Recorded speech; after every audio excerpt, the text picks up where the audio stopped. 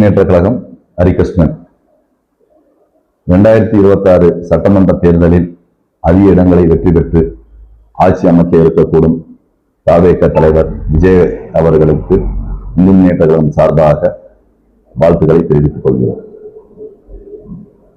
இப்போ உங்க பார்வையில் இருந்து இன்றைக்கு நீங்க பாராட்டு தெரிவிக்கிறீங்க, சரி, அவர் காங்கிரஸ் கம்யூனிஸ்ட் உங்க சித்தாந்தத்துக்கு எதிரான கூட்டணி கட்சிகள் நாடி போயிட்டு இருக்கிறத நீங்க எப்படி பாக்குறீங்க?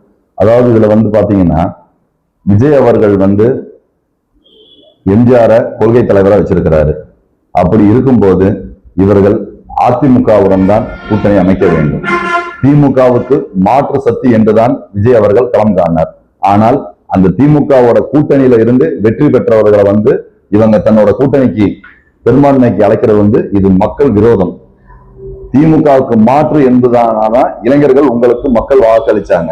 இது மக்களுக்கு செய்கின்ற துரோகம் என இந்து முன்னேற்ற கழகம் கருதுகிறது. வேற வழி இல்லைன்னா எம்ஜிஆர் ஆட்சி கொடுப்பாரு. எம்ஜிஆர் எப்படிதான் பண்ணிருப்பாரா? எம்ஜிஆர் எப்படிதான் பண்ணிருப்பாரா?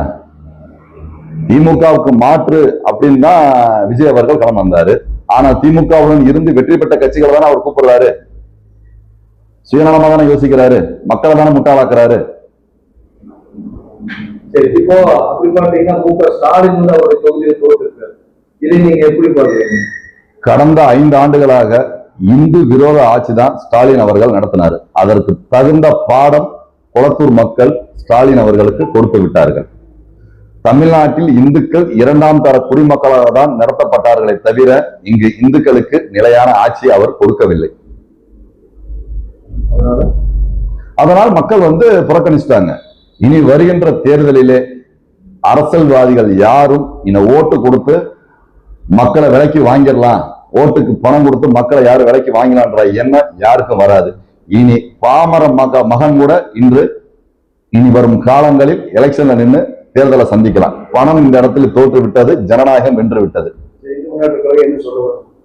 இந்து முன்னேற்ற கழகம் சார்பாக நாங்க என்ன கோரிக்கை விஜய் அவர்களுக்கு வைக்கிறோம் அப்படின்னா, அனைவருக்கும் சமமான ஆட்சி நடத்தணும்.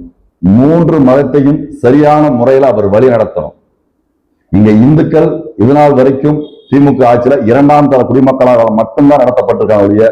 இந்து பண்டிகைகளுக்கு வாழ்த்து சொல்றது வருகின்ற இன்னும் சில மாதங்களில விநாயகர் சதுர்த்தி விழா வரப்போகுது. அதற்கு ஏற்றாற் போல தன்னுடைய விஜய் நிலைப்பாட்டை மாற்றி அனைவருக்கும் சமமான ஆட்சியை கொடுப்பார் என நாங்கள் நம்புகிறோம்.